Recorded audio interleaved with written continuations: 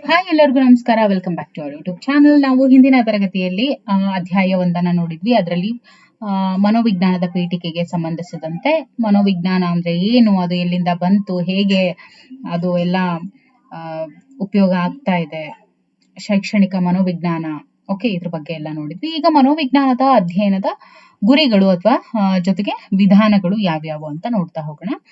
ಯಾವುದೇ ವೈಜ್ಞಾನಿಕ ಅಧ್ಯಯನದ ವಿಧಾನದಂತೆ ಮನೋವಿಜ್ಞಾನ ಕೂಡ ಕೆಳಕಂಡ ಗುರಿಗಳನ್ನ ಒಳಗೊಂಡಿದೆ. ನೋಡಿ, ಮನೋವಿಜ್ಞಾನದ ಅಧ್ಯಯನ ಕೂಡ ತನ್ನದೇ ಆದ ಗುರಿಗಳನ್ನ ಜೊತೆಗೆ ಅದಕ್ಕೆ ತಕ್ಕಂತ ವಿಧಾನಗಳನ್ನ ಕೂಡ ಒಳಗೊಂಡಿದೆ.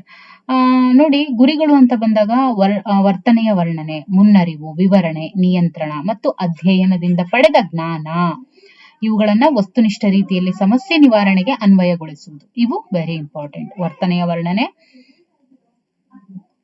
ಮುನ್ನರಿವು, ವಿವರಣೆ, ನಿಯಂತ್ರಣ ಮತ್ತು ಅಧ್ಯಯನದಿಂದ ಪಡೆದ ಜ್ಞಾನವನ್ನ ವಸ್ತುನಿಷ್ಠ ರೀತಿಯಲ್ಲಿ ಸಮಸ್ಯೆ ನಿವಾರಣೆಗೆ ಅನ್ವಯಗೊಳಿಸುವುದು. ಸೊ ಮೇಲ್ಕಂಡ ಪದಗಳ ಅರ್ಥ ವಿವರಣೆಯನ್ನ ಒಂದೊಂದಾಗಿ ನೋಡ್ತಾ ಹೋಗೋಣ. ಮೊದಲನೇದಾಗಿ ವರ್ತನೆಯ ವರ್ಣನೆ. ಏನಿದು ವರ್ಣನೆ? ನೋಡಿ, ಮನೋವಿಜ್ಞಾನದ ಅಧ್ಯಯನದಲ್ಲಿ ವರ್ತನೆಯನ್ನ ಅಥವಾ ವಿದ್ಯಮಾನವನ್ನ ಸಾಧ್ಯವಾದಷ್ಟು ನಿಖರವಾಗಿ ಅಧ್ಯಯನ ಮಾಡೋದಕ್ಕೆ ಪ್ರಯತ್ನ ಪಟ್ಟಿದ್ದಾರೆ. ಓಕೆ, ಸೊ ಈ ರೀತಿಯಾಗಿ ನೋಡಿದಾಗ ಒಂದು ನಿರ್ದಿಷ್ಟ ವರ್ತನೆಯನ್ನ ಇತರ ವರ್ತನೆಗಳಿಂದ ಪ್ರತ್ಯೇಕಿಸೋದಕ್ಕೆ ಸಹಾಯ ಆಗುತ್ತೆ. ನೋಡಿ, ನಿಖರವಾಗಿ ನಾವು ಅಧ್ಯಯನ ಮಾಡಿದಾಗ ನಾವು ಒಂದನ್ನ ತೆಗೆದು ಹಾಕ್ಬಹುದು. ಅಂದ್ರೆ ನಿರ್ದಿಷ್ಟ ವರ್ತನೆಯನ್ನ ಬೇರೆ ವರ್ತನೆಗಳಿಂದ ನಾವು ಸಪರೇಟ್ ಮಾಡಬಹುದು. ಈಗ ಫಾರ್ ಎಕ್ಸಾಂಪಲ್ ಇಲ್ಲಿ ಹೇಳಿದರೆ ನೋಡಿ, ಅಧ್ಯಯನ ಮಾಡುವ ವ್ಯಕ್ತಿಯು ವಿದ್ಯಾರ್ಥಿಗಳ ಕಲಿಕಾ ಅಭ್ಯಾಸವನ್ನ ಅಧ್ಯಯನ ಮಾಡಲು ಒಲವು ತೋರ್ತಾನೆ. ಹೌದಲ್ವಾ? ಈಗ ಅಧ್ಯಯನ ಮಾಡುವಂತಹ ವ್ಯಕ್ತಿ ವಿದ್ಯಾರ್ಥಿಗಳ ಕಲಿಕಾ ಅಭ್ಯಾಸವನ್ನ ಅಧ್ಯಯನ ಮಾಡೋದಕ್ಕೆ ಅವನು ಇಷ್ಟಪಡ್ತಾನೆ. ಇನ್ನು ಕಲಿಕಾ ಅಭ್ಯಾಸ ವಿವಿಧ ರೀತಿಯ ವರ್ತನೆಗಳನ್ನ ಅದು ಒಳಗೊಂಡಿರುತ್ತೆ. ಅದು ಅಂದ್ರೆ ನಿಯಮಿತವಾಗಿ ತರಗತಿಗೆ ಹಾಜರಾಗುವುದು, ಮನೆಗೆ ಏನ್ ಹೋಮ್ವರ್ಕ್ ಕೊಟ್ಟಿರ್ತಾರೋ ಅದನ್ನ ಕರೆಕ್ಟ್ ಟೈಮಿಗೆ ಮಾಡ್ಕೊಂಡ್ ಬರೋದು, ಕಲಿಕೆಗೆ ವೇಳಾಪಟ್ಟಿಯನ್ನ ರೂಪಿಸೋದು, ಅದನ್ನ ಚಾಚು ತಪ್ಪದೆ ಪಾಲಿಸೋದು, ಓದಿದ್ದನ್ನ ಪ್ರತಿದಿನ ರಿವೈಸ್ ಮಾಡೋದು, ರಿವಿಷನ್ ಮಾಡೋದು, ಓಕೆ, ಇಂಥವುಗಳನ್ನ. ಓಕೆ, ಇನ್ನು ಮುನ್ನರಿವು ಅಂತ ಬಂದಾಗ ಮನೋವೈಜ್ಞಾನಿಕ ಅಧ್ಯಯನದ ಎರಡನೆಯ ಗುರಿ ಇದಾಗಿರತ್ತೆ. ಯಾವುದು? ಮುನ್ನರಿವು. ಓಕೆ, ಅದು ವರ್ತನೆಯ ಮುನ್ನರಿವು ಅಂತ ಕೂಡ ಕರೀತಾರೆ. ಓಕೆ, ಇದಕ್ಕೆ ಎಕ್ಸಾಂಪಲ್ ನಾವು ನೋಡಿದಾಗ ಕಲಿಕಾ ಅಭ್ಯಾಸದ ಅಧ್ಯಯನದಲ್ಲಿ ಅಧ್ಯಯನ ಮಾಡುವ ವ್ಯಕ್ತಿಯು ವಿವಿಧ ವಿಷಯಗಳಲ್ಲಿ ಆಗಿರುವಂತಹ ಪ್ರಗತಿಗೂ ಮತ್ತು ಕಲಿಕೆಗೆ ನಿಗದಿಗೊಳಿಸಿರುವಂತಹ ಸಮಯಕ್ಕೂ ಇವೆರಡರ ನಡುವೆ ಸಂಬಂಧವನ್ನ ಸ್ಥಾಪಿಸೋದಾಗಿರುತ್ತೆ. ನಂತರ ವಿದ್ಯಾರ್ಥಿ ಕಲಿಕೆಗಾಗಿ ಹೆಚ್ಚು ಸಮಯ ನಿಗದಿ ಮಾಡಿಕೊಂಡಿದ್ದರೆ ಆತ ಪರೀಕ್ಷೆಯಲ್ಲಿ ಉತ್ತಮ ಅಂಕಗಳನ್ನ ಗಳಿಸ್ತಾನೆ ಎಂದು ಊಹಿಸಬಹುದು. ಸೊ ಇಲ್ಲಿ ಒಂದಕ್ಕೊಂದು ಸಂಬಂಧವನ್ನ ಸ್ಥಾಪಿಸೋದ್ರ ಜೊತೆಗೆ ಕಲಿಕೆಗೋಸ್ಕರ ಹೆಚ್ಚು ಸಮಯವನ್ನ ಮುಡಿಪಾಗಿಟ್ಟಾಗ ಏನಾಗುತ್ತೆ, ಪರೀಕ್ಷೆಯಲ್ಲಿ ಉತ್ತಮ ಅಂಕಗಳನ್ನ ಪಡಿಬಹುದು ಅನ್ನುವಂತಹ ಮುನ್ನರಿವು ಮಗು ತಂದ್ಕೊಳ್ಳುವಂಥದ್ದು ಅಥವಾ ಮನೋವೈಜ್ಞಾನಿಕ ಅಧ್ಯಯನದಿಂದ ಇದು ಕಂಡು ಬಂದಿರುವಂಥದ್ದು. ಜೊತೆಗೆ ವಿವರಣೆ ಅನ್ನುವಂಥದ್ದನ್ನ ನಾವು ನೋಡಿದಾಗ ಇದು ಮನೋವೈಜ್ಞಾನಿಕ ಅಧ್ಯಯನದ ಮೂರನೇ ಗುರಿ ಅಂತ ಹೇಳ್ತೀವಿ. ವರ್ತನೆಯ ಕಾರಣಗಳನ್ನ ನಿರ್ಧರಿಸೋದು. ವಿಜ್ಞಾನಿಗಳು ವರ್ತನೆಯ ಕಾರಣಗಳನ್ನ ತಿಳಿಯಲು ಆದ್ಯತೆಯನ್ನ ನೀಡ್ತಾರೆ. ಹಾಗೆ ಒಂದು ನಿರ್ದಿಷ್ಟ ವರ್ತನೆ ಯಾವ ಸಂದರ್ಭಗಳಲ್ಲಿ ಕಂಡು ಬರುವುದಿಲ್ಲ ಎಂಬುದನ್ನು ತಿಳಿಯೋದಕ್ಕೆ ಅವರು ಪ್ರಯತ್ನಿಸ್ತಾರೆ. ಓಕೆ, ಈಗ ಫಾರ್ ಎಕ್ಸಾಂಪಲ್ ಹೇಳೋದಾದ್ರೆ ಕೆಲವು ವಿದ್ಯಾರ್ಥಿಗಳು ತರಗತಿಯಲ್ಲಿ ಹೆಚ್ಚು ಗಮನ ನೀಡೋದಕ್ಕೆ ಕಾರಣ ಏನು? ಕೆಲವು ವಿದ್ಯಾರ್ಥಿಗಳು ಕಲಿಕೆಗೆ ಅತಿ ಕಡಿಮೆ ವೇಳೆ ನಿಗದಿಯನ್ನಗೊಳಿಸಿ ಆ ರೀತಿ ಆಗಿ ಅವರು ಓದ್ತಾರೆ. ಅದಕ್ಕೆ ಕಾರಣ ಏನು? ಆದ್ದರಿಂದ ವಿವರಣೆಯ ಉದ್ದೇಶ ವರ್ತನೆಯ ಕಾರಣಗಳನ್ನ ನಿರ್ಧರಿಸುವುದಾಗಿರುತ್ತೆ. ವಿವರಣೆಯ ಉದ್ದೇಶ ಯಾವಾಗ್ಲೂ ವರ್ತನೆ ಮಾಡ್ತಿರ್ತಾರಲ್ವಾ, ಅದಕ್ಕೆ ಕಾರಣ ಏನು ಅನ್ನೋದು ವಿವರಣೆಯ ಉದ್ದೇಶ ಆಗಿರುತ್ತೆ. ಇನ್ನು ನಿಯಂತ್ರಣ ಅನ್ನುವಂಥದ್ದು 3 ಅಂಶಗಳಿಗೆ ಅನ್ವಯಿಸುತ್ತೆ. ಒಂದು ನಿರ್ದಿಷ್ಟ ವರ್ತನೆಯನ್ನ ಹೆಚ್ಚು ಮಾಡುವುದು ಇಲ್ಲವೇ ಕಡಿಮೆ ಮಾಡುವುದು. ನೋಡಿ, ಒಂದು ಪರ್ಟಿಕ್ಯುಲರ್ ಬಿಹೇವಿಯರ್ ಏನಿರುತ್ತೆ ಅದನ್ನ ಹೆಚ್ಚು ಮಾಡೋದು ಇಲ್ಲ ಕಡಿಮೆ ಮಾಡೋದು. ಓಕೆ, ಉದಾಹರಣೆಗೆ ನೋಡೋದಾದ್ರೆ ಅಧ್ಯಯನಕ್ಕೆ ನಿಗದಿ ಮಾಡಿರುವ ಸಮಯವನ್ನ ಹೆಚ್ಚು ಮಾಡುವುದು ಇಲ್ಲವೇ ಕಡಿಮೆ ಮಾಡುವುದು ಅಥವಾ ಅಷ್ಟೇ ಇರುವಂತೆ ನೋಡಿಕೊಳ್ಳುವುದು. ನಿಯಂತ್ರಣದ ಮತ್ತೊಂದು ಉದಾಹರಣೆ ಅಂತ ಹೇಳಿದ್ರೆ ಮನೋಚಿಕಿತ್ಸೆ ಮೂಲಕ ಮನೋರೋಗಿಯ ಆರೋಗ್ಯದಲ್ಲಿ ಒಳ್ಳೆಯ ಬದಲಾವಣೆ ಉಂಟು ಮಾಡೋದೇನಿದೆಯಲ್ಲ ಅದು ನಿಯಂತ್ರಣಕ್ಕೆ ಅನ್ವಯಿಸುವಂಥದ್ದು. ಇನ್ನು ಅನ್ವಯ ಅನ್ನುವಂಥದ್ದು ವೈಜ್ಞಾನಿಕ ಅಧ್ಯಯನದ ಕೊನೆಯ ಗುರಿ ಅನ್ವಯ ಆಗಿರುತ್ತೆ. ಜನರ ಬದುಕಿನಲ್ಲಿ ಉತ್ತಮ ಬದಲಾವಣೆ ಉಂಟು ಮಾಡೋದು, ಜನರ ಬದುಕಿನ ಗುಣಮಟ್ಟ ಸುಧಾರಣೆ ಮನೋವೈಜ್ಞಾನಿಕ ಅಧ್ಯಯನದ ಪ್ರಮುಖ ಗುರಿ ಇದಾಗಿರುತ್ತೆ. ಅಂದ್ರೆ ಏನು? ಧ್ಯಾನ, ಯೋಗಾಭ್ಯಾಸ ಇತ್ಯಾದಿಗಳ ಬಳಕೆ. ಇದರಿಂದ ಮಾಡೋದ್ರಿಂದ ಒತ್ತಡ ಕಡಿಮೆ ಆಗುತ್ತೆ, ಜೊತೆಗೆ ಸಾಮರ್ಥ್ಯ ಹೆಚ್ಚಾಗುತ್ತೆ, ವೈಜ್ಞಾನಿಕ ಅಧ್ಯಯನದ ಇತರ ಉದ್ದೇಶಗಳು ಅಂತ ಹೇಳಿದ್ರೆ ನೂತನ ಸಿದ್ಧಾಂತಗಳನ್ನ ಹಾಗೂ ತತ್ವಗಳನ್ನ ರೂಪಿಸೋದಾಗಿರುತ್ತೆ. ಇದರಿಂದ ಹೆಚ್ಚಿನ ಅಧ್ಯಯನಕ್ಕೆ ಅನುಕೂಲ ಕೂಡ ಆಗ್ತಾ ಹೋಗುತ್ತೆ. ಇನ್ನು ಸೊ ಇವಾಗ ನಾವು ಏನನ್ನ ನೋಡಿದ್ವಿ, ಮನೋವಿಜ್ಞಾನದ ಅಧ್ಯಯನದ ಗುರಿಗಳು. ಇದರಲ್ಲಿ ಪರ್ಟಿಕ್ಯುಲರ್ ಆಗಿ ಮನೋವಿಜ್ಞಾನ ಅಂದ್ರೆ ವೈಜ್ಞಾನಿಕ ಅಧ್ಯಯನ ವಿಧಾನದಂತೆ ಮನೋವಿಜ್ಞಾನ ಕೂಡ ಕೆಲವೊಂದಿಷ್ಟು ಗುರಿಗಳನ್ನ ಏನು ಒಳಗೊಂಡಿತ್ತು, ವರ್ಣನೆ, ಮುನ್ನರಿವು, ವಿವರಣೆ, ನಿಯಂತ್ರಣ, ಅನ್ವಯ, ಇವುಗಳನ್ನ ನೋಡಿದ್ವಿ. ಈಗ ವೈಜ್ಞಾನಿಕ ಅಧ್ಯಯನದ ಹಂತಗಳು. ಓಕೆ, ವೈಜ್ಞಾನಿಕ ಅಧ್ಯಯನದ ಹಂತಗಳು, ಇದನ್ನ ನಾವು ನೋಡ್ತಾ ಹೋಗೋಣ. ವಿಜ್ಞಾನ ಹೇಗೆ ಅಧ್ಯಯನ ಮಾಡುತ್ತದೆ ಅನ್ನೋದನ್ನ ವಿಜ್ಞಾನವು ನಿರೂಪಿಸುತ್ತೆ, ಹೌದಲ್ವಾ? ಸೊ ವೈಜ್ಞಾನಿಕ ವಿಧಾನವು ಒಂದು ನಿರ್ದಿಷ್ಟ ವರ್ತನೆಯನ್ನ ಅಥವಾ ವಿದ್ಯಮಾನವನ್ನ ನಿಷ್ಪಕ್ಷಪಾತವಾಗಿ, ವಸ್ತುನಿಷ್ಠವಾಗಿ, ವ್ಯವಸ್ಥಿತವಾಗಿ ಮತ್ತು ಪರೀಕ್ಷಿಸಬಹುದಾದಂತ ರೀತಿಯಲ್ಲಿ ಅಧ್ಯಯನ ಮಾಡುತ್ತೆ. ವಸ್ತುನಿಷ್ಠತೆ ಅಂದ್ರೆ ಏನು? 2 ಅಥವಾ 2ಕ್ಕಿಂತ ಹೆಚ್ಚು ವ್ಯಕ್ತಿಗಳು ಒಂದೇ ವಿಷಯದ ಬಗ್ಗೆ ಸ್ವತಂತ್ರವಾಗಿ ಏಕಕಾಲದಲ್ಲಿ ನಡೆಸಿದ ಅಧ್ಯಯನದ ಅಂತಿಮ ಫಲಿತಾಂಶ ಒಂದೇ ಆಗಿದ್ರೆ ಅದನ್ನ ವಸ್ತುನಿಷ್ಠತೆ ಅಂತ ಕರೀತಾರೆ. ಓಕೆ, ವಸ್ತುನಿಷ್ಠತೆ ಅಂದ್ರೆ ಏನು? ಒಂದೇ 2 ಅಥವಾ 2ಕ್ಕಿಂತ ಹೆಚ್ಚು ವ್ಯಕ್ತಿಗಳು ಒಂದೇ ವಿಷಯದ ಬಗ್ಗೆ ಸ್ವತಂತ್ರವಾಗಿ ಏಕಕಾಲದಲ್ಲಿ ನಡೆಸಿದಂತ ಅಧ್ಯಯನದ ಅಂತಿಮ ಫಲಿತಾಂಶ ಒಂದೇ ಆಗಿರುತ್ತೆ. ಓಕೆ, ಇನ್ನು ವೈಜ್ಞಾನಿಕ ಅಧ್ಯಯನದ 2ನೆಯ ಲಕ್ಷಣ ಅಂತ ಹೇಳಿದ್ರೆ ಅಧ್ಯಯನದಲ್ಲಿ ವ್ಯವಸ್ಥಿತ ಕ್ರಮವನ್ನ ಅನುಸರಿಸೋದು. ಓಕೆ, ವೈಜ್ಞಾನಿಕ ಅಧ್ಯಯನದ 2ನೆಯ ಲಕ್ಷಣ ಅಂತ ಅಂದ್ರೆ ಅಧ್ಯಯನದಲ್ಲಿ ವ್ಯವಸ್ಥಿತ ಕ್ರಮವನ್ನ ಅನುಸರಿಸುವುದು. ಆ ಹಂತಗಳು ಅಂತ ಹೇಳಿದ್ರೆ ಅಧ್ಯಯನ, ಸಮಸ್ಯೆಯ ಆಯ್ಕೆ, ಅರ್ಥ ವಿವರಣೆ, ಮಾಹಿತಿ ಸಂಗ್ರಹಣೆ, ಸಾರಾಂಶ ನಿರ್ಧಾರ ಮತ್ತು ಅಧ್ಯಯನ ಸಾರಾಂಶ ಮತ್ತು ಸಿದ್ಧಾಂತವನ್ನ ಪರಿಷ್ಕರಿಸೋದಾಗಿರುತ್ತೆ. ಓಕೆ, ಇಲ್ಲಿ ನೀವು ನೋಡ್ಬೋದು ಪಿಕ್ಚರ್ ಅನ್ನ ಕೊಟ್ಟಿದ್ದಾರೆ. ಅಂದ್ರೆ ಅದೇನು, ಫಸ್ಟ್ ಏನು ಅರ್ಥ ವಿವರಣೆ, ಹೌದಲ್ವಾ? ಅಧ್ಯಯನ, ಸಮಸ್ಯೆಯ ಆಯ್ಕೆ ಮತ್ತು ಫಸ್ಟ್ ಏನು ಆಯ್ಕೆ ಮತ್ತು ಅರ್ಥ ವಿವರಣೆ. ಸೊ ಅದು ಒಂದು ಸೈಕಲ್ ರೀತಿ ಅದೇನಾಗ್ತಾ ಇರುತ್ತೆ, ಒಂದಾದ್ಮೇಲೆ ಒಂದು ಬರ್ತಾನೆ ಇರುತ್ತೆ. ಓಕೆ,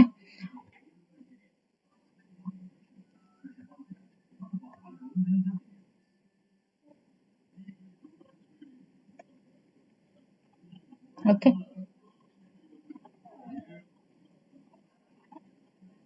ನೋಡಿ, ಅಧ್ಯಯನ, ಸಮಸ್ಯೆಯ ಆಯ್ಕೆ ಮತ್ತು ಅರ್ಥ ವಿವರಣೆ ಅಂದ್ರೆ ಅಧ್ಯಯನ ವಿಷಯವನ್ನ ಆಯ್ಕೆ ಮಾಡ್ಕೊಳ್ಳೋದು, ಅದಾದ ನಂತರ ದತ್ತಾಂಶ ಸಂಗ್ರಹಣೆ ಅಂದ್ರೆ ಅಧ್ಯಯನ ವ್ಯಕ್ತಿಗಳು ಅಥವಾ ವಸ್ತುಗಳು, ಅಧ್ಯಯನ ವಿಧಾನ, ಸಾಧನಗಳು ಹಾಗೂ ಅಧ್ಯಯನ ಕ್ರಮಗಳನ್ನ ಬಳಸಿ ದತ್ತಾಂಶವನ್ನ ಸಂಗ್ರಹಣೆ ಮಾಡೋದು. ಆಮೇಲೆ ಸಾರಾಂಶವನ್ನ ನಿರ್ಧಾರ ಮಾಡೋದು, ಸಂಖ್ಯಾಶಾಸ್ತ್ರದ ಆ ಡಾಟಾ ಏನಿರುತ್ತೆ ಅದನ್ನ ಸಂಖ್ಯಾಶಾಸ್ತ್ರದ ಸಹಾಯದಿಂದ ಸಾರಾಂಶವನ್ನ ನಿರ್ಧಾರ ಮಾಡೋದು, ಜೊತೆಗೆ ಅಧ್ಯಯನ ಸಾರಾಂಶದ ಪರಿಷ್ಕರಣೆ, ಫಲಿತಾಂಶ ಬರುತ್ತೆ. ಓಕೆ, ಇದಿಷ್ಟು ಏನು ವೈಜ್ಞಾನಿಕ ಹಂತಗಳು, ಹೌದಲ್ವಾ? ಸೊ ಈಗ ನೋಡೋಣ ಮನೋವಿಜ್ಞಾನ ಅಧ್ಯಯನ ವಿಧಾನಗಳು, ಮೆಥಡ್ಸ್ ಆಫ್ ಸೈಕಾಲಜಿ.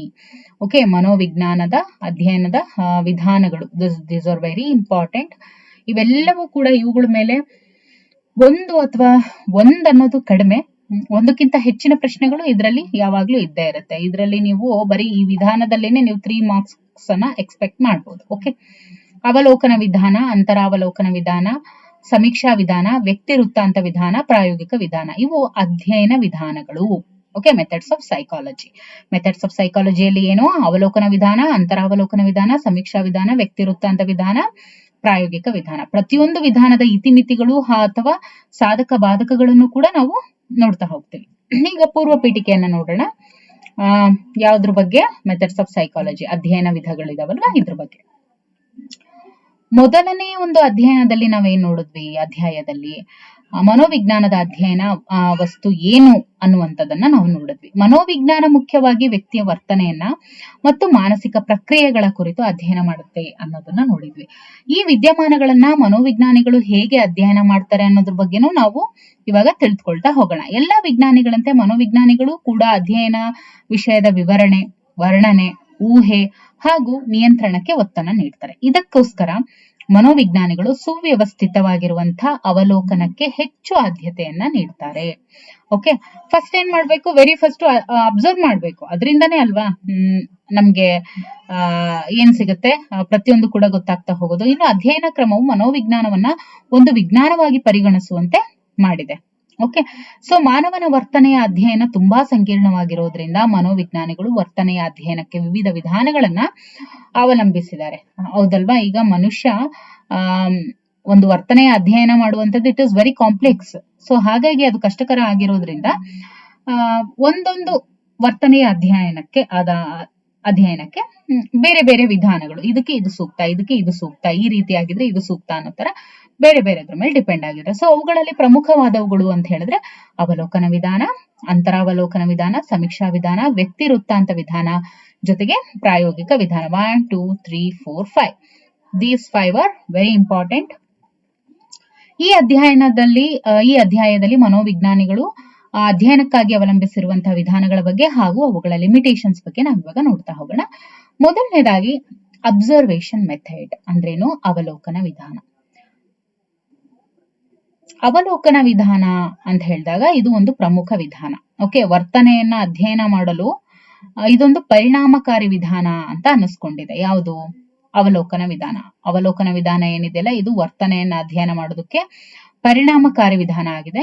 ದೈನಂದಿನ ಬದುಕಿನಲ್ಲಿ, ಡೈಲಿ ಲೈಫ್ ಅಲ್ಲಿ ಏನಾಗುತ್ತೆ, ಅನೇಕ ವಿದ್ಯಮಾನಗಳನ್ನ ನಾವು ನೋಡುತ್ತೇವೆ, ಆದ್ರೆ ಅವುಗಳು ಕಡೆ ಹೆಚ್ಚು ಗಮನ ನಾವು ಕೊಡೋದಿಲ್ಲ, ಅಂದ್ರೆ ಉದ್ದೇಶಪೂರ್ವಕವಾಗಿ ನಾವು ನೋಡೋದಿಲ್ಲ, ಹೌದಲ್ವಾ? ಸೊ ಒಬ್ಬ ವ್ಯಕ್ತಿಯ ವರ್ತನೆಯನ್ನ, this is very important. Okay, ಏನು? ಒಬ್ಬ ವ್ಯಕ್ತಿಯ ವರ್ತನೆಯನ್ನ ಉದ್ದೇಶಪೂರ್ವಕವಾಗಿ ಗಮನಿಸಿದಾಗ ನಮಗೆ ಅನೇಕ ಕುತೂಹಲಕಾರಿ ಮಾಹಿತಿಗಳು ದೊರೆತವೆ. ಓಕೆ, ವೈಜ್ಞಾನಿಕ ದೃಷ್ಟಿಯಿಂದ ಅವಲೋಕನ ಮಾಡುವುದಕ್ಕೂ ದಿನನಿತ್ಯ ನೋಡುವುದಕ್ಕೂ ಅನೇಕ ವ್ಯತ್ಯಾಸಗಳಿದೆ. ಹಾಗಾದ್ರೆ ಯಾವ್ಯಾವು ಅಂತ ನೋಡಿದಾಗ, ಮೊದಲನೇದು ಆಯ್ಕೆ, ಎರಡನೇದು ಮಾಹಿತಿಯನ್ನ ದಾಖಲಿಸುವುದು, ಮೂರನೇದು ದತ್ತಾಂಶ ವಿಶ್ಲೇಷಣೆ ಮಾಡೋದು. ನೋಡಿ, ವೈಜ್ಞಾನಿಕ ಅವಲೋಕನದಲ್ಲಿ ಏನಾಗುತ್ತೆ, ನಾವು ಸೈಂಟಿಫಿಕ್ ಆಗಿ ನಾವು ಅಬ್ಸರ್ವ್ ಮಾಡಿದಾಗ ಆಯ್ಕೆಯನ್ನ ಕಾಣ್ತೇವೆ. ಅಂದ್ರೆ ಎಲ್ಲಾ ವರ್ತನೆಗಳನ್ನು ನಾವು ಗಮನಿಸೋದಿಲ್ಲ, ಬದಲಾಗಿ ಏನು ನಿರ್ದಿಷ್ಟ ವರ್ತನೆ ಇರುತ್ತಲ್ವಾ ಅದನ್ನ ಮಾತ್ರ ನಾವು ಗಮನಿಸ್ತೀವಿ. ಇನ್ನು ನೋಡಿದ್ಮೇಲೆ ಅದನ್ನ ದಾಖಲಿಸುವಂತದ್ದು, ಅಂದ್ರೆ ಅವಲೋಕನಕಾರನು ಅಗತ್ಯವಿರುವಂತಹ ವಿವರಗಳನ್ನ ದಾಖಲಿಸುವುದಕ್ಕಾಗಿ ವಿವಿಧ ಸಾಧನಗಳನ್ನ ಬಳಸ್ತಾನೆ. ಉದಾಹರಣೆಗೆ ಅಂತ ಹೇಳಿದ್ರೆ ಟಿಪ್ಪಣಿ ಬರೆಯೋದು, ಛಾಯಾಚಿತ್ರ ತೆಗೆಯುವುದು, ಧ್ವನಿ ಮುದ್ರಿಸಿಕೊಳ್ಳುವುದು, ವಿಡಿಯೋ ಮಾಡುವುದು, ಇವನ್ನ. ಓಕೆ, ಇನ್ನು ದತ್ತಾಂಶದ ವಿಶ್ಲೇಷಣೆ ಮಾಡುವುದು ಅಂತ ಹೇಳಿದಾಗ, ಇಲ್ಲಿ ಸಂಗ್ರಹಿಸಿದಂತ ಮಾಹಿತಿ ಏನಿರುತ್ತೆ ಇದನ್ನ ವಿಶ್ಲೇಷಣೆ ಮಾಡಿ ವರ್ತನೆಯ ಕಾರ್ಯ, ಕಾರಣ, ಸಂಬಂಧವನ್ನ ಅಧ್ಯಯನ ಮಾಡಲಾಗುತ್ತೆ. ಉತ್ತಮ ಅವಲೋಕನ ಮಾಡೋದಕ್ಕೆ ವಿಶೇಷ ಪರಿಣಿತಿ, ಜ್ಞಾನ ಮತ್ತೆ ಕೌಶಲ ವೆರಿ ಇಂಪಾರ್ಟೆಂಟ್, ಇರಲೇಬೇಕು. ಓಕೆ, ಒಬ್ಬ ಉತ್ತಮ ಅವಲೋಕನಕಾರನಿಗೆ ಏನನ್ನು ಅವಲೋಕನ ಮಾಡಬೇಕು, ಎಲ್ಲಿ ಅವಲೋಕನ ಮಾಡಬೇಕು, ಹೇಗೆ ಅವಲೋಕನ ಮಾಡಬೇಕು, ಹಾಗೆ ಅವಲೋಕನದ ಮಾಹಿತಿಯನ್ನ ಯಾವ ರೀತಿ ಸಂಗ್ರಹಿಸಬೇಕು ಅನ್ನೋದು ಒಬ್ಬ ಉತ್ತಮ ಅವಲೋಕನಕಾರನಿಗೆ ತಿಳಿದಿರುತ್ತೆ. ಓಕೆ, ಸೊ ಇದಿಷ್ಟು ಏನಾಗಿತ್ತು, ಅಬ್ಸರ್ವೇಷನ್ ಮೆಥಡ್ ಅಲ್ಲಿ ನಾವು ಏನ್ ನೋಡಿದ್ವಿ, ವೈಜ್ಞಾನಿಕ ದೃಷ್ಟಿಯಿಂದ ಯಾವೆಲ್ಲ ರೀತಿಯಾಗಿ ಅಧ್ಯಯನ ಮಾಡ್ತಾರೆ, ಯಾವ ರೀತಿ ದಾಖಲಿಸ್ತಾರೆ ಅಂತೆಲ್ಲ ತಿಳ್ಕೊಂಡ್ವಿ. ಈಗ ಅವಲೋಕನದ ವಿಧಾನಗಳು ಅಥವಾ ಅವಲೋಕನದ ವಿಧಗಳು ಯಾವ್ಯಾವು ಅಂತ ನೋಡೋಣ. ಓಕೆ, ಅವಲೋಕನ ವಿಧಾನದಲ್ಲಿ ಮುಖ್ಯವಾಗಿ 2 ವಿಧಗಳನ್ನ ನಾವು ನೋಡ್ತೀವಿ. ಮೊದಲನೇದು ಸ್ವಾಭಾವಿಕ ಮತ್ತು ನಿಯಂತ್ರಿತ ಅವಲೋಕನ. ಓಕೆ, ನ್ಯಾಚುರಲ್ ಅಂಡ್ ಕಂಟ್ರೋಲ್ಡ್ ಅಂತ ಹೇಳ್ತೀವಿ. ಎರಡನೇದು ಗುಂಪಿನ ಜೊತೆ ಭಾಗವಹಿಸಿ ಅವಲೋಕನ ಮಾಡುವುದು ಮತ್ತು ಗುಂಪಿನ ಜೊತೆ ಭಾಗವಹಿಸದೆ ಅವಲೋಕನ ಮಾಡುವುದು. ಓಕೆ, ಸೊ ಸ್ವಾಭಾವಿಕ ಮತ್ತು ನಿಯಂತ್ರಿತ ಅವಲೋಕನದ ಬಗ್ಗೆ ನಾವಿವಾಗ ನೋಡ್ತಾ ಇದ್ದೀವಿ. ನೋಡಿ, ವ್ಯಕ್ತಿಯ ವರ್ತನೆಯನ್ನ ಸ್ವಾಭಾವಿಕ ಸನ್ನಿವೇಶದಲ್ಲಿ ವ್ಯಕ್ತಿಯ ಅರಿವಿಗೆ ಬಾರದಂತೆ ಅವಲೋಕನ ಮಾಡುವುದನ್ನ ಸ್ವಾಭಾವಿಕ ಅಥವಾ ವಾಸ್ತವಿಕ ಅವಲೋಕನ ಅಂತ ಕರಿತೀವಿ. ಓಕೆ, ಇಂತಹ ಅವಲೋಕನವನ್ನ ನಾವು ಶಾಲೆ, ಮನೆ ಮತ್ತೆ ಮುಂತಾದ ಸ್ವಾಭಾವಿಕ ಸನ್ನಿವೇಶಗಳಲ್ಲಿ ನಾವು ಮಾಡ್ತಾ ಹೋಗ್ತೀವಿ. ಓಕೆ, ಇದಿಷ್ಟು ಏನು ಸ್ವಾಭಾವಿಕ ಸನ್ನಿವೇಶದಲ್ಲಿ ಮಾಡುವಂತದ್ದು, ಬಟ್ ಆ ವ್ಯಕ್ತಿಯ ಅರಿವಿಗೆ ಬಾರದಂತೆ. ನಿಯಂತ್ರಿತ ಅವಲೋಕನ ಅಂದ್ರೆ ಏನು? ಪ್ರಾಯೋಗಿಕ ಸನ್ನಿವೇಶದಲ್ಲಿ, ಅಂದ್ರೆ ಎಕ್ಸ್ಪೆರಿಮೆಂಟ್, ಅಂದ್ರೆ ಒಂದು ಲ್ಯಾಬ್ ಅನ್ನ ಇಟ್ಕೊಂಡು ಪ್ರಾಯೋಗಿಕ ಸನ್ನಿವೇಶದಲ್ಲಿ ಒಂದು ನಿರ್ದಿಷ್ಟ ವರ್ತನೆಯನ್ನ ಅವಲೋಕನ ಮಾಡೋದು. ಉದಾಹರಣೆಗೆ ಪರೀಕ್ಷಾ ಕೊಠಡಿಯಲ್ಲಿ ವಿದ್ಯಾರ್ಥಿಗಳು ಕೊಠಡಿ ಮೇಲ್ವಿಚಾರಕರು ಇರುವಾಗ ಹೇಗೆ ವರ್ತಿಸ್ತಾರೆ ಮತ್ತು 5 ನಿಮಿಷಗಳ ಕಾಲ ಮೇಲ್ವಿಚಾರಕರು ಇಲ್ಲದೆ ಇದ್ರೆ ಯಾವ ರೀತಿ ವರ್ತಿಸ್ತಾರೆ ಅನ್ನುವಂಥದ್ದು ಈ ಒಂದು ಪ್ರಾಯೋಗಿಕ ಅಥವಾ ನಿಯಂತ್ರಿತ ಅವಲೋಕನಕ್ಕೆ ಅದು ಉದಾಹರಣೆ. Okay, clear? ಈಗ ಗುಂಪಿನ ಜೊತೆ ಭಾಗವಹಿಸಿ ಅವಲೋಕನ ಮಾಡುವುದು ಮತ್ತು ಗುಂಪಿನ ಜೊತೆ ಭಾಗವಹಿಸದೆ ಅವಲೋಕನ ಮಾಡುವುದು. ಗುಂಪಿನಲ್ಲಿ ಒಬ್ಬನಾಗಿ ನಿರ್ದಿಷ್ಟ ವ್ಯಕ್ತಿಯ ವರ್ತನೆಯನ್ನ ವ್ಯಕ್ತಿಗೆ ಅರಿವಿಲ್ಲದಂತೆ ಅವಲೋಕನ ಮಾಡುವುದನ್ನ ಗುಂಪಿನ ಜೊತೆ ಸೇರಿ ಅವಲೋಕನ ಮಾಡೋದು ಅಂತ ಹೇಳ್ತೀವಿ. ಗುಂಪಿನಲ್ಲಿರುವ ನಿರ್ದಿಷ್ಟ ವ್ಯಕ್ತಿಯ ವರ್ತನೆಯನ್ನ ದೂರದಿಂದಲೇ ಅವನ ಅರಿವಿಗೆ ಬಾರದಂತೆ ಅವಲೋಕನ ಮಾಡುವುದನ್ನ ಮತ್ತೊಂದು ವಿಧಾನ. ಅದೇ ಅಂದ್ರೆ ಗುಂಪಿನೊಳಗಡೆ ಇಟ್ಕೊಂಡು ಆ ವ್ಯಕ್ತಿಯ ಅರಿವಿಲ್ಲದಂತೆ ಅವಲೋಕನ ಮಾಡೋದು ಒಂದು ವಿಧ ಆದ್ರೆ, ಗುಂಪಿನಿಂದ ಹೊರಗಿದ್ದು ಅವನ ಅಂದ್ರೆ ಅವನಿಗೆ ಗೊತ್ತಿಲ್ಲದೆ ಯಾರೋ ನನ್ನ ಅಬ್ಸರ್ವ್ ಮಾಡ್ತಾ ಇದಾರೆ ಅಂತ ಅವನಿಗೆ ಅನ್ಸ್ಬಾರ್ದು. ಸೊ ಆ ರೀತಿಯಾಗಿ ದೂರದಲ್ಲಿ ಅಬ್ಸರ್ವ್ ಮಾಡೋದನ್ನ ಗುಂಪಿನ ಜೊತೆ ಭಾಗವಹಿಸದೆ ಅವಲೋಕನ ಮಾಡೋದು ಅಂತ ಹೇಳ್ತಾರೆ. ಗುಂಪಿನ ಜೊತೆ ಭಾಗವಹಿಸದೆ ಮಾಡುವ ಅವಲೋಕನದಲ್ಲಿ ವಿಡಿಯೋ ಕ್ಯಾಮ್ರಾ ಬಳಸೋದು, ನಂತರ ವಿಡಿಯೋ ನೋಡಿ ವರ್ತನೆಯ ಕಾರ್ಯಕಾರಣ ಸಂಬಂಧವನ್ನ ಅರ್ಥ ಮಾಡ್ಕೊಳ್ಬಹುದು. ಸೊ ಈಗ ಅವಲೋಕನ ವಿಧಾನ ತನ್ನದೇ ಆದ ಲಿಮಿಟೇಷನ್ಸ್ ಅನ್ನ ಒಳಗೊಂಡಿದೆ. ಯಾವ್ಯಾವುದು? ಅಧ್ಯಯನ ಮಾಡಬೇಕಾದ ವರ್ತನೆ ಕಾಣಿಸಿಕೊಳ್ಳುವವರೆಗೂ ಅವಲೋಕನಕಾರ ಗಮನವಿಟ್ಟು ಕಾಯಲೇಬೇಕಾಗುತ್ತೆ. ಸ್ವಲ್ಪ ಗಮನ ಆ ಕಡೆ ಈ ಕಡೆ ಹೋದ್ರೂ ಕೂಡ ವರ್ತನೆಯ ಪೂರ್ಣ ವಿವರಗಳನ್ನ ಗಮನಿಸೋದಕ್ಕೆ ಆಗೋದಿಲ್ಲ, ಹೌದಲ್ವಾ? ಇನ್ನು ವರ್ತನೆಯ ವಿವರಗಳನ್ನ ದಾಖಲಿಸಿ ಅಥವಾ ದಾಖಲೆ ಮಾಡಿಕೊಳ್ಳಲು ಅಥವಾ ದಾಖಲೆ ಮಾಡ್ಕೊಳ್ಳುವಾಗ ಎಷ್ಟೇ ಎಚ್ಚರ ವಹಿಸಿದ್ರು ಕೂಡ ಅನೇಕ ವಿವರಣೆಗಳನ್ನ ದಾಖಲಿಸೋದ್ರಲ್ಲಿ ನಾವು ವಿಫಲರಾಗ್ತೇವೆ. ಅವಲೋಕನಕಾರನು ಎಷ್ಟೇ ನಿಷ್ಪಕ್ಷಪಾತ ಆಗಿದ್ರೂ ಕೂಡ ಆತನ ಸ್ವಂತ ಅಭಿಪ್ರಾಯ ಆತನಿಗೆ ಅರಿವಿಲ್ಲದಂತೆ ಸಂಗ್ರಹಿಸಿದ ಮಾಹಿತಿಯಲ್ಲಿ ಸೇರುತ್ತದೆ. ಓಕೆ, ಇನ್ನು ಅವಲೋಕನಕಾರನಿಗೆ ಒಳ್ಳೆಯ ಅನುಭವ ಮತ್ತು ಜ್ಞಾನ ಅನ್ನೋದು ಇರ್ಲೇಬೇಕಾಗುತ್ತೆ. ಇಲ್ಲದೆ ಹೋದ್ರೆ ಅವಲೋಕನದ ಉದ್ದೇಶ ವಿಫಲ ಆಗುತ್ತೆ. ಜೊತೆಗೆ ಏನೆಲ್ಲ ದೋಷಗಳು ಇದ್ರೂ ಕೂಡ ಇದೊಂದು ಉಪಯುಕ್ತವಾದ, ಯಾವಾಗ ಬೇಕಾದ್ರೂ ಅನುಸರಿಸಬಹುದಾದಂತ, ಹೆಚ್ಚು ಖರ್ಚಿಲ್ಲದ ವಿಧಾನ ಇದಾಗಿರುತ್ತೆ. ಮತ್ತೆ ಮನೋವಿಜ್ಞಾನದಲ್ಲಿ ಇದು ಹೆಚ್ಚು ಬಳಕೆಯಲ್ಲಿ ಇರುವಂತದ್ದು ಯಾವುದು? Observation method. ಸೊ ಇದಿಷ್ಟು ಅಬ್ಸರ್ವೇಷನ್ ಮೆಥಡ್ ಆಗಿತ್ತು. ಸೊ ಕ್ಲಿಯರ್ ಆಯ್ತಲ್ವಾ? ಮೊದಲನೇದು ಅಬ್ಸರ್ವೇಷನ್ ಮೆಥಡ್ ಅಂದ್ರೇನು? ಅವಲೋಕನ ವಿಧಾನ. ಅವಲೋಕನ ವಿಧಾನ ಅಂದ್ರೆ ಏನು?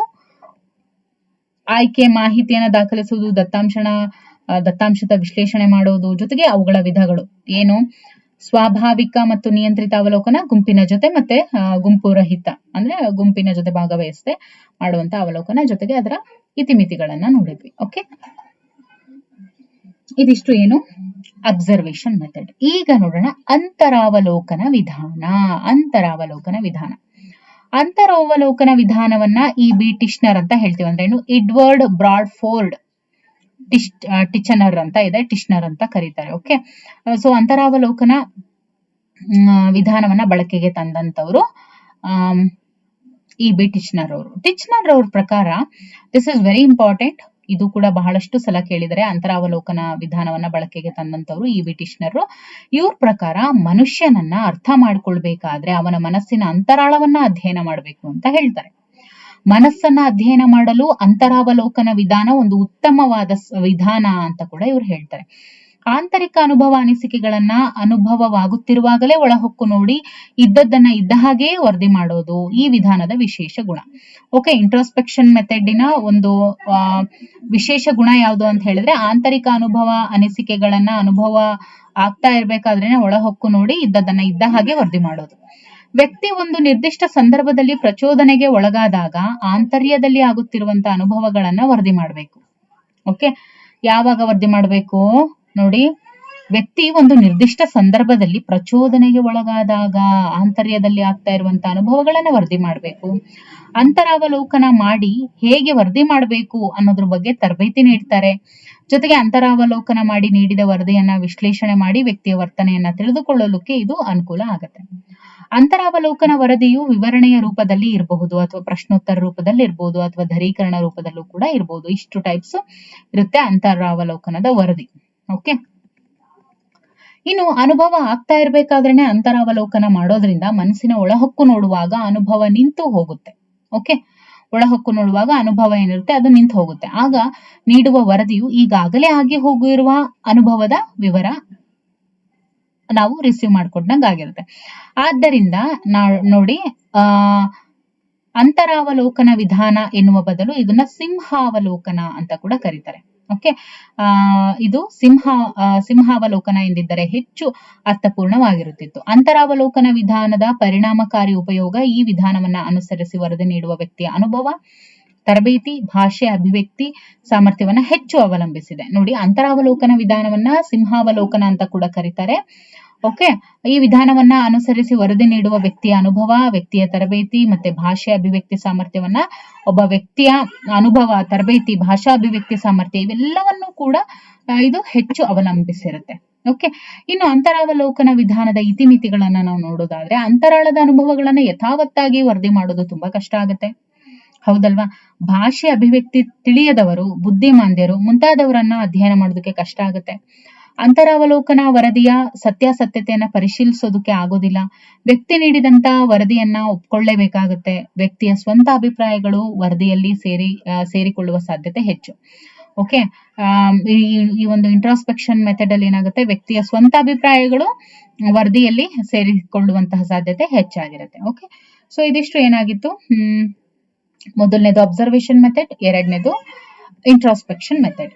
ಓಕೆ, ಇನ್ನು ಸಮೀಕ್ಷಾ ವಿಧಾನ, survey method. Okay, survey method, ಸಮೀಕ್ಷಾ ವಿಧಾನ ಅಂತ ನೋಡ್ತೀವಿ. ಓಕೆ, ಸೊ ಇದನ್ನ ನಾವು ಮುಂದಿನ ಒಂದು ವಿಡಿಯೋನಲ್ಲಿ ನೋಡ್ತಾ ಹೋಗೋಣ. Okay, so thank you for watching.